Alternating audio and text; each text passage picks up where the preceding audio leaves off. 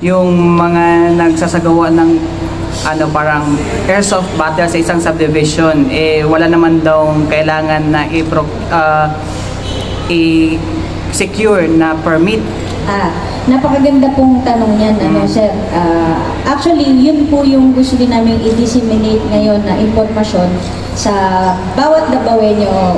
Kasi nakikita po natin yung airsoft po is a growing sport here in Davao Region, which we understand kasi nga po sa pagmamahal na ng mga tunay din na bala, nag-o-opt na rin po yung iba nating mga gun enthusiasts into other sports like airsoft.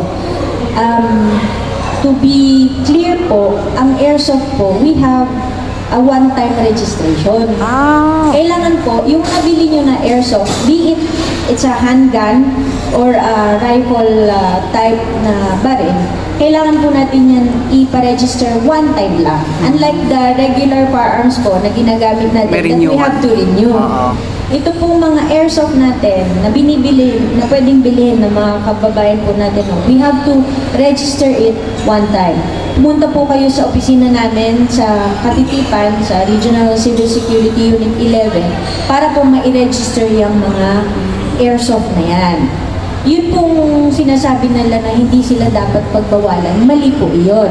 Unang-una po, kailangan po rin natin, before mag-conduct ng mga competition, be it, lalo na po yun kasi nasa public siya na area or private man yan, dapat po magkaroon siya ng permit, at least i-inform po yung ating Chief of Police.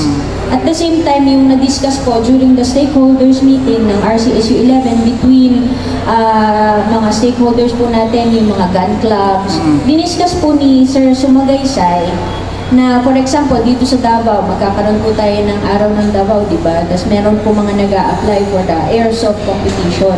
You have to apply for the permit sa ating pong public safety. Kasi po, sa hindi po kasi naiintindihan ng iba, sa nakarating po sa amin na report, these people are playing with complete full battle gears and uniform. Yan po mga baril na hawak nila is a replica of a real gun.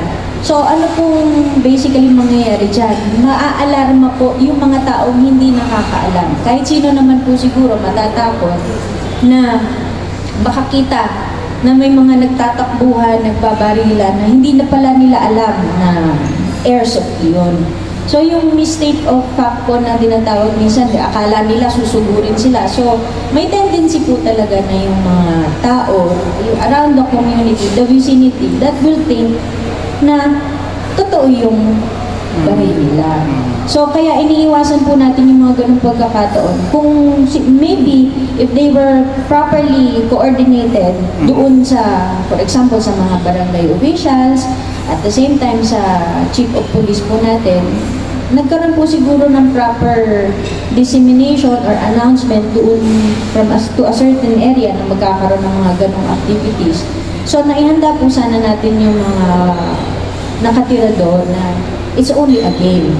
But, yun nga po, for the firearm enthusiasts, especially yung growing sport po natin na airsoft, you have to register your firearm one time. And then to carry, meron din pong permit to transport yan, yung mga airsoft. I-apply din po yung permit to transport. It will be valid for 1 year nationwide. Yun yung tawag dito, ma'am, parang permit to carry ng na-renewable. Permit to transport po, yung pwede niyong bitbitin sa inyong mga sasakyan, going to your place kung saan po sila maglalaro. Okay. Ma'am, tanong po, magkano po daw yung registration if ever na mahuli sila na unregistered yung airsoft guns nila, ano po yung magiging sanction? Actually, pwede na rin po siya ma-under kasi dun sa illegal possession? Yes, sa 10591 po natin, lalo po pag naging na siya of a crime. Parang cause na siya, part na siya of a crime. For example, ginamit po siya sa pang-hold. Kasi hindi naman natin po maiiwasan tunay na baril yan. Anyone can use it for sama-samang mga intentions, hindi natin po masasabi. When it comes to the registration naman po, I think, kung hindi ako nagkakamali, 300, 500 pesos, hindi naman po siya abot ng 1,000. Yung permit to transport, magkano? Around 300 din po. So 800 or Mga ganyan po, sir. Ma'am, if ever ma'am, yung sa ano, pag kunwari kasi may mga battle yan na parang yung sila-sila lang din ang o-organize, ano lang po ba yung kailangan permit ng barangay or talagang permit ng public safety office? Sir, at least kailangan ma-coordinate siya ng barangay And the hanggang police- sa chief of police. Police station? Opo. Okay. Thank you po, ma'am.